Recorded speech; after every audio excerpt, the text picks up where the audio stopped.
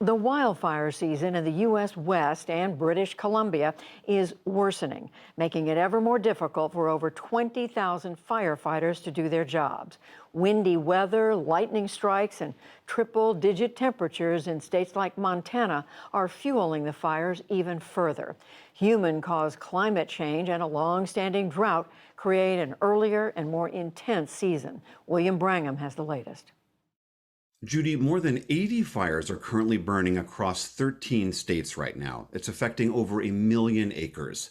One of the worst blazes is a mega fire in southern Oregon, the Bootleg Fire. It's been burning for 2 weeks. It's one of the largest in Oregon's history and is growing by several miles each day. It's already burned an area a third the size of Rhode Island. Carrie Bilbao is with the National Interagency Fire Center, which tracks all of this, and she joins me from Boise, Idaho. Thank you very much for being here. I know you're very, very busy. This may seem self-evident to you, but can you explain how the heat and this ongoing drought makes it harder to do your job, both in terms of what the fires do, but then also for the firefighters themselves? Sure. This year we've experienced this ongoing drought, as you'd mentioned, and the extensive heat conditions, which dries the fuels. And we're seeing extreme fire behavior at the higher elevations a lot sooner than we would normally see it. And so we're looking at being about a month ahead of where we would normally be.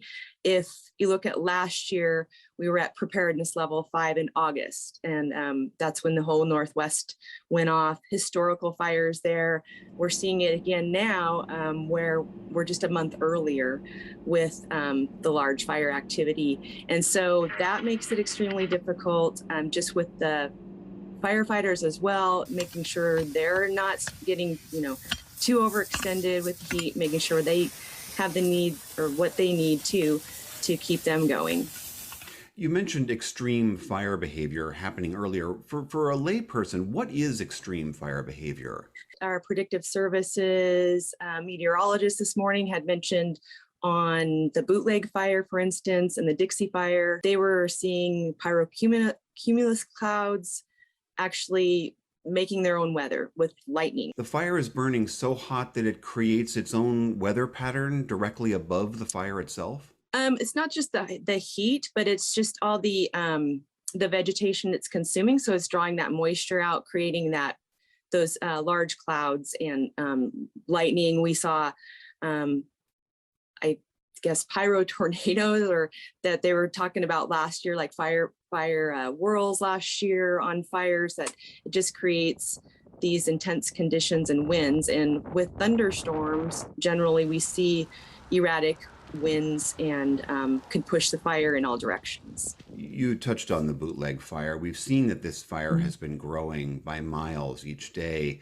Do you have any sense as to whether or not that could be contained and when that might happen?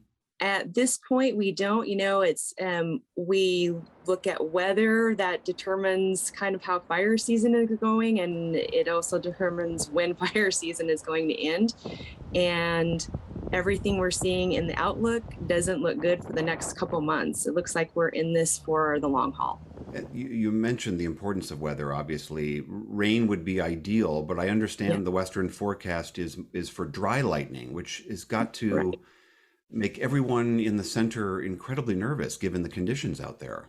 Yes, and we're looking at when those types of things happen, we're kind of more on high alert with fire management, and looking at where we can pre-position resources, have them ready. They may be like extended hour for initial attack.